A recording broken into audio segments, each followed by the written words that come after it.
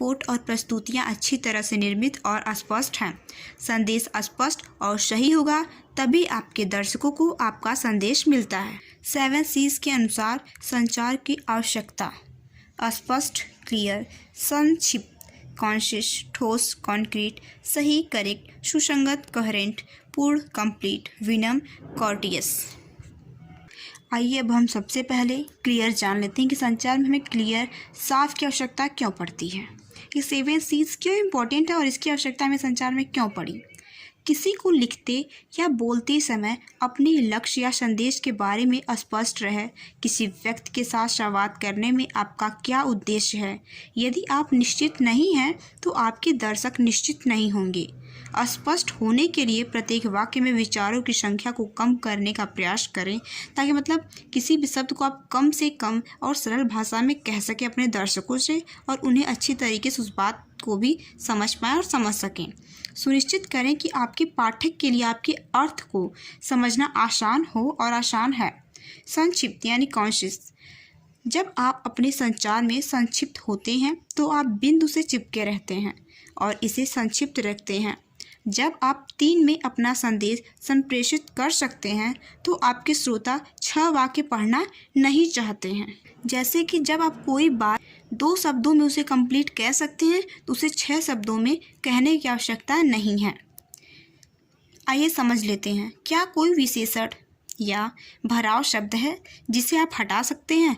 आप अक्सर उदाहरण के लिए आप देखते हैं, निश्चित रूप से इत्यादि शाब्दिक अर्थ, मूल रूप से या मेरा मतलब है जैसे शब्दों को समाप्त कर सकते हैं।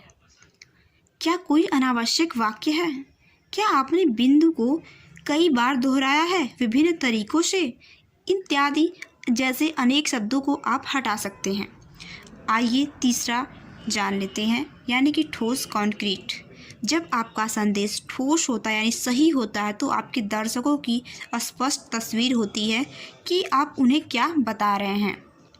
सही यानी कि करेक्ट: जब आपका संचार सही होता है तो यह आपके दर्शकों को पसंद आता है और यही संचार त्रुटि रहित संचार है, यानी कि बिना गलती के।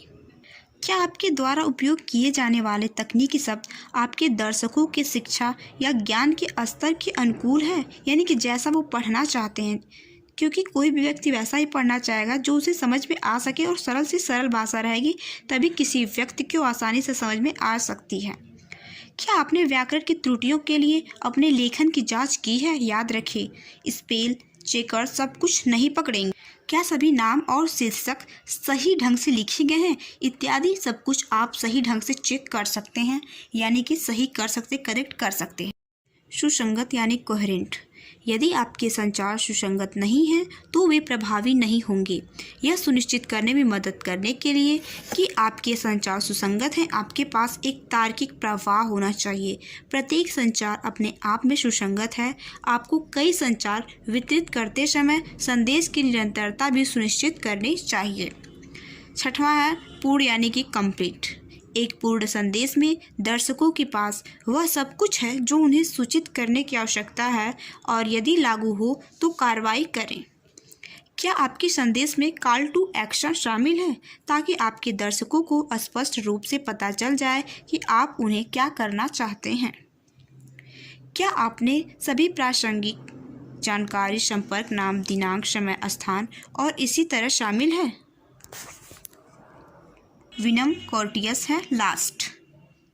आप विनम्र होकर और अपने दर्शकों को दिखाकर अपने संचार की प्रभावशीलता को बढ़ा सकते हैं कि आप उनका सम्मान करते हैं। आपके संदेश दोस्ताना, पेशेवर, विचारशील, सम्मानजनक, खुले और ईमानदार होने चाहिए। आपको हमेशा सहानुभूति का उपयोग करना चाहिए और सही शब्दों का, सही लैंग्वेज का भी उपयोग करना चाहिए।